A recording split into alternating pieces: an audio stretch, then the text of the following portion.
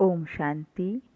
5 जनवरी 2022 प्रातः मुरली। आज बाबा ने कहा, मीठे बच्चे, तुम्हें अभी नया जीवन मिला है।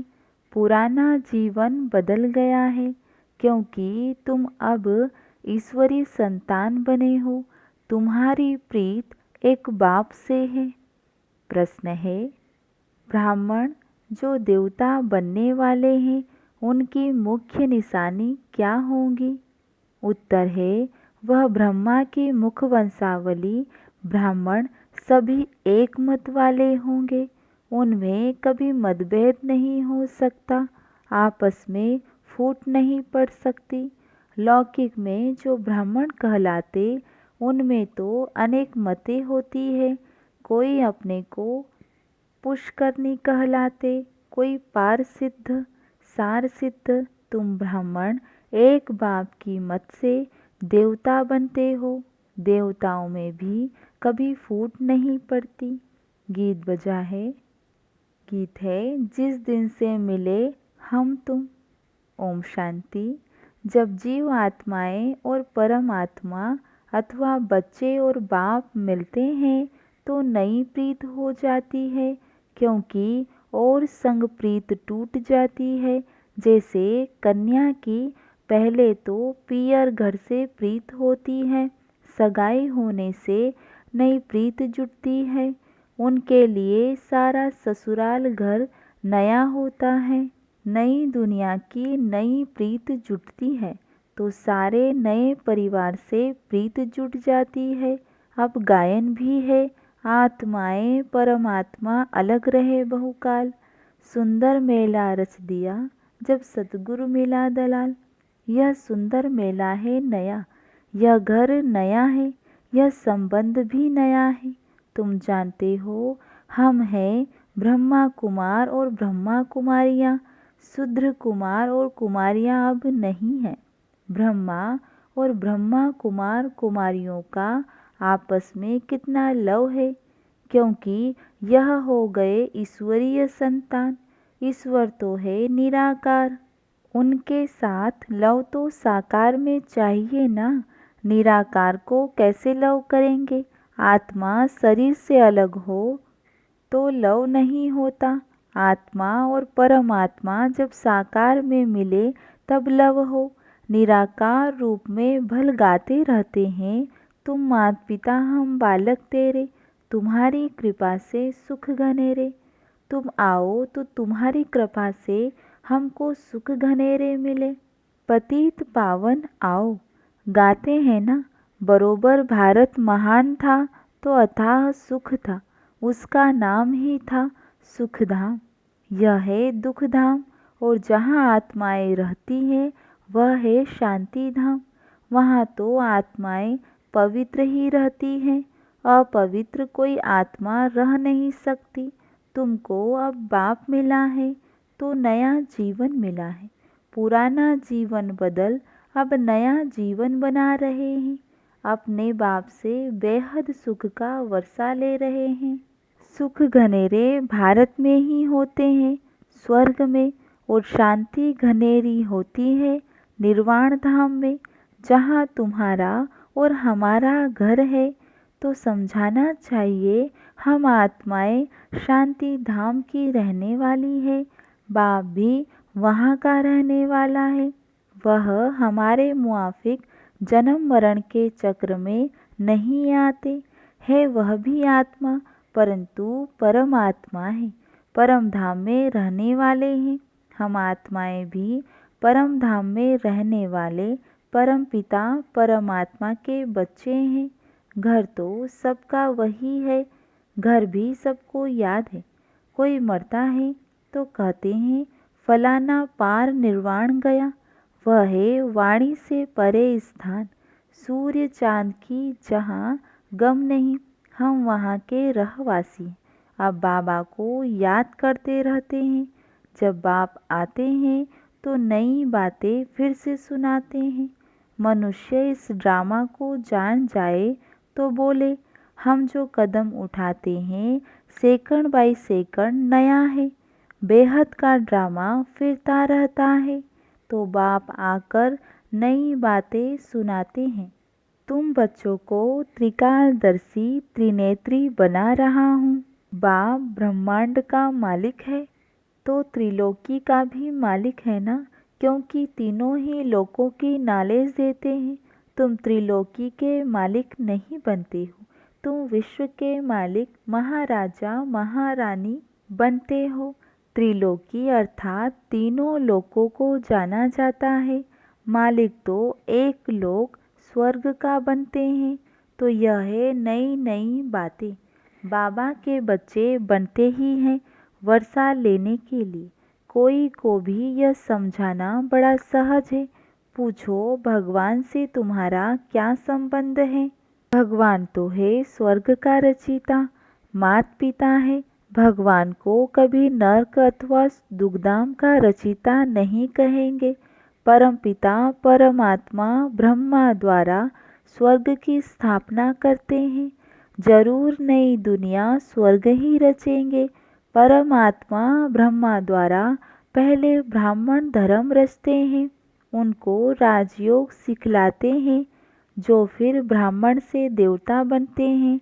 तो ब्रह्मा द्वारा ब्राह्मण, फिर विष्णु द्वारा देवी धर्म होगा।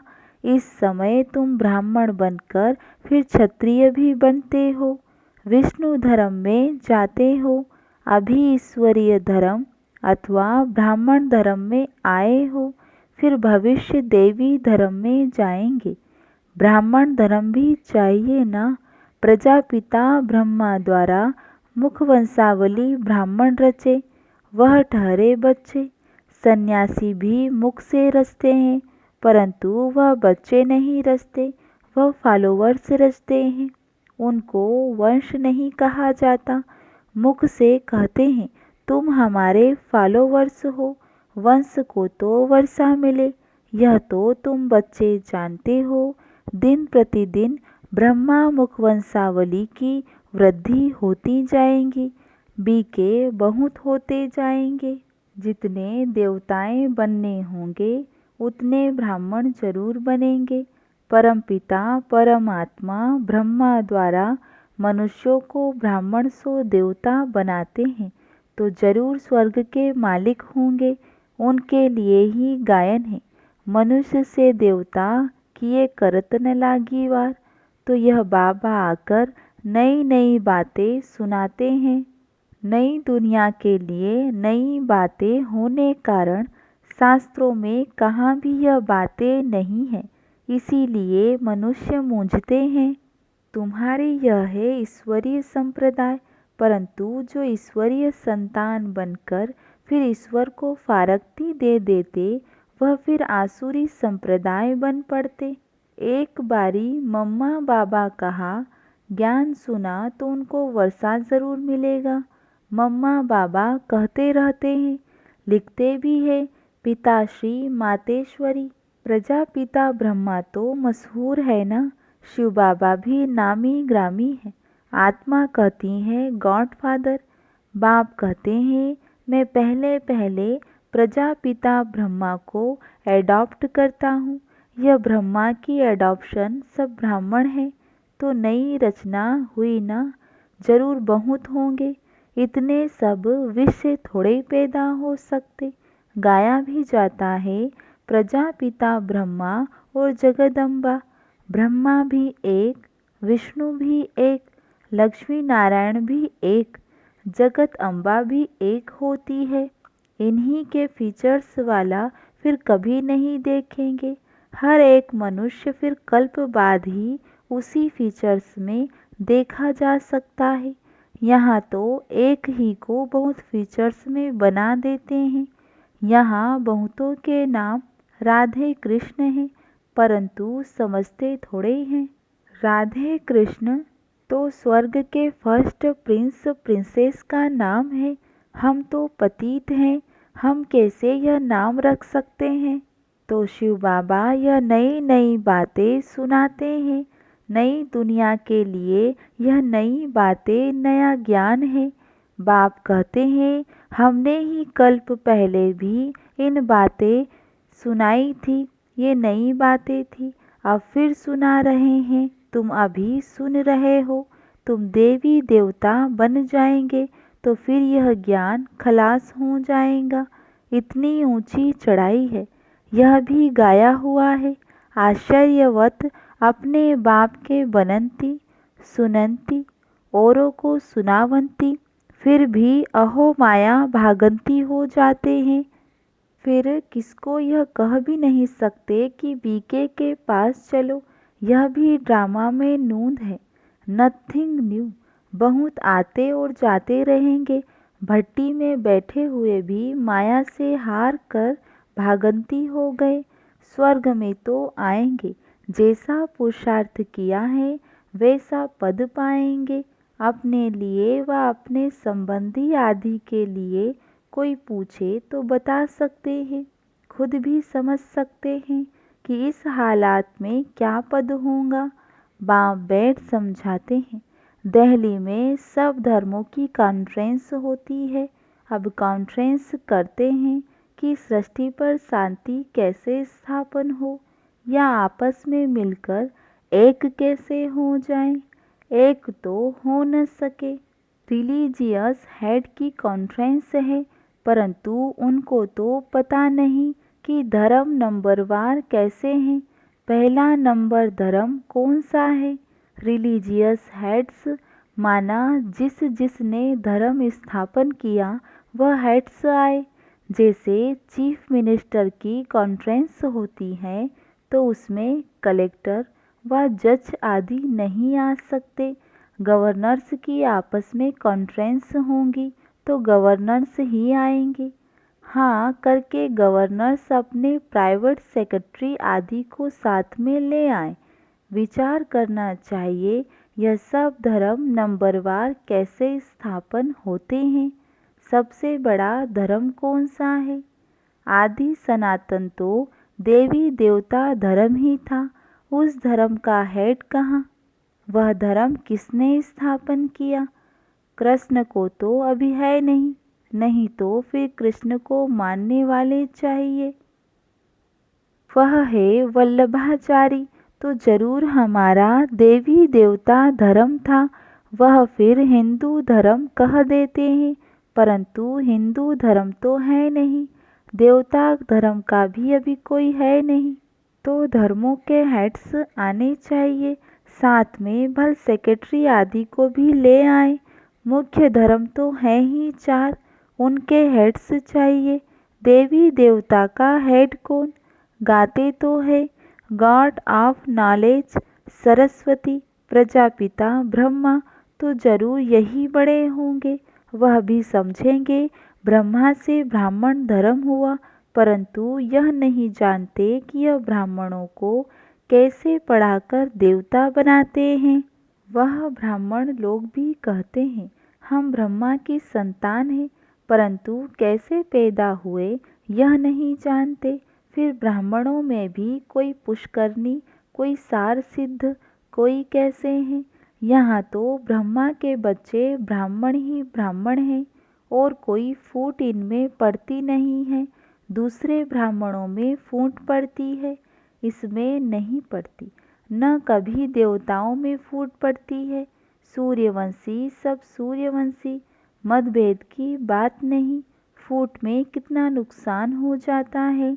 तो बाप से तुम यह नई नई बातें सुनते हो, कोई गीत नहीं गाते, नॉलेज देते हैं नए प्रकार की। सारे सृष्टि चक्र की नॉलेज देते हैं जो धारण करनी है। ऐसा जो बाप टीचर गुरु उनको फारकती दे। पढ़ाई थोड़ी छोड़ देनी चाहिए। पढ़ाई छोड़ी गोया बाप को छोड़ा। स्टूडेंट नहीं तो बच्चे भी नहीं। बाप को छोड़ा गोया वर्षे को गंवाया। पतित पावन एक ही बाप है। बाप कहते हैं अब कयामत का समय है, सबको वापस जाना है। हिसाब किताब चुकतू कर। सोना आग में डालते हैं तो प्योर हो जाता है। अब आग तो सारी दुनिया को लगनी है, परंतु इस आग में पावन नहीं हो सकेंगे। इसमें योग बल की बात है। या तो फिर सजाएं खाकर शरीर छोड़ेंगे। हिसाब किताब चुकतू होगा। पाप का हिसाब किताब चुकतू कर फिर पावन होकर वापिस जाना है। वापिस जाने का भी समय यह है। महाभारत की लड़ाई भी है, होली भी मनाते हैं। रावण राज्य खत्म हो जाना है, फिर राम राज्य में तो बहुत थोड़े होते हैं। अभी रावण राज्य में तो बहुत हैं। यह सब आत्माएं कहाँ जाएंगी? जरूर लिबरेटर भी चाहिए। बाप कहते हैं मैं सबको ले जाऊंगा, सबकी ज्योति जगाकर ले जाऊंगा। फिर उन्हों को अपना अपना पाठ बजाना है। तुम जानते हो हम देवी देवता धर्म में आएंगे, मुक्ति धाम में जाकर फिर वापस चले आएंगे। 84 जन्म भोगेंगे, सूर्यवंशी चंद्रवंशी बनेंगे। सारा चक्र बुद्धि में आ गया है। आत्मा बता सकती है। आओ तो हम आपको शिव बाबा का ऑक्यूपेशन बताएं। बच्चों के सिवाय तो कोई बता न सके। वह कहेंगे परमात्मा तो निराकार है, उनका फिर ऑक्यूपेशन क्या बताएंगे? अरे वह पतित पावन है तो जरूर पावन बनाने उनको आना है ना। कैसे राजयोग सिखलाते हैं, ब्रह्मा द्वारा कैसे देवी देवता धर्म की स्थापना होती है, वह हम बता सकते हैं। तो बाबा बैठ सब बातें समझाते हैं, बच्चों को ही समझाएंगे। कल्प पहले जिन्होंने पढ़ा है वह पढ़ते हैं, नहीं पढ़ सकते तो भागंती हो जाते हैं। नई बात नहीं। फिर भी बाबा का हमेशा बच्चों पर लव रहता है। बेचारा फिर भी आकर बाप से पूरा वर्षा ले, परंतु तकदीर में नहीं होगा तो क्या कर सकते। बाप का तो लव है ना, क्योंकि भक्ति मार्ग में भी बाप को बहुत याद करते हैं। जो भी देवी देवता धर्म वाले होंगे वह जरूर याद करते होंगे। आधा कल्प खूब याद करते हैं। आत्मा ने सुख पाया है तो दुख भी बाप को याद करेंगे। वह जास्ती भक्ति कर पुजारी से फिर पूज्य बनते हैं। जो देवी देवता थे उनका ही सैपलिंग लग रहा है। तो कॉन्फ्रेंस आदि जब कहाँ भी होती है तो उसमें मुख्य धर्म वालों को बुलाना पड़े। बीके को बुलाएं तो वह पूरी राय देंगे। प्रजापिता ब्रह्मा के बच्चे ब्रह्मा कुमार कुमारियां ही पूरी राय दे सकते हैं कि क्या करना है। तुम पीस चाहते हो, परंतु पीस तो निर्वाण धाम में ही होती है। अभी तो दुख धाम है, अनेक धर्म है। एक धर्म था तो सुख शांति सब कुछ था। अभी यह विनाश तो जरूर होगा, इसमें तो खुश होना चाहिए। स्वर्ग के गेट खुल रहे हैं। ऐसे ऐसे बच्चियों को समझाना पड़े। समझा? अच्छा, मीठे मीठे सिखिल दे बच्चों प्रति माता पिता बाप दादा का याद प्यार और गुड मॉर्निंग। रूहानी बाप की रूहानी बच्चों को नमस्ते। और हम रूहानी बच्चों की रूहानी बाप दादा को याद प्यार गुड मॉर्निंग नमस्ते। धारणा के लिए मुख्य सार है, कभी भी बाप को व पढ़ाई को छोड़ वर्षा नहीं गंवाना है। एक मत हो रहना है। सजाओं से छूटने के लिए योग बल से पुराने सब हिसाब किताब चुकतू करने हैं। आज की मूल्य से वरदान है, ट्रस्टीपन की स्मृति से निमित्त समझ हर कार्य करने वाले डबल लाइट भव। निमित्तपन का भाव बोझ को सहज खत्म कर देता है। मेरी जिम्मेवारी है, मेरे को ही संभालना है, मेरे को ही सोचना है तो बोझ होता है। जिम्मेवारी बाप की है और बाप ने ट्रस्टी अर्थात निमित्त बनाया है। इस स्मृति से डबल लाइट बन उड़ती कला का अनुभव करते रहो। जहाँ मेरा है वहाँ बोझ है। इसीलिए कभी किसी भी कार्य में जब बोझ महसूस हो तो चेक करो कि कहीं गलती से तेरे के बजाय मेरा तो नहीं कहते। आज की मूल्य से स्लोगन है, हर बोल में आत्मिक भाव और शुभ भावना हो तो कोई भी बोल व्यर्थ नहीं जा सकता। लवलीन स्तुति का अनुभव करने के लिए विशेष पॉइंट, जैसे कोई सागर में समा जाए तो उस समय सिवाय सागर के और कुछ नजर नहीं आएगा। ऐसे आप बच्चे सर्व गुणों के सागर में समा जाओ।